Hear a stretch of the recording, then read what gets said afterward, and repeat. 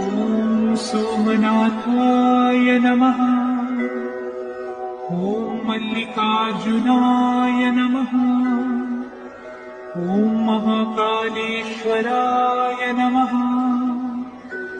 ॐ ओंकारेश्वराय नमः।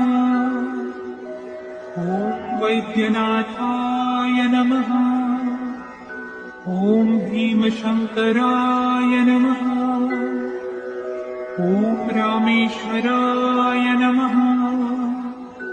ॐ नागेश्वराय नमः। ॐ विश्वेश्वराय नमः। ॐ त्र्यंबकेश्वराय नमः।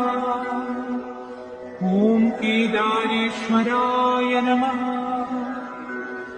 ॐ भस्मेश्वराय नमः।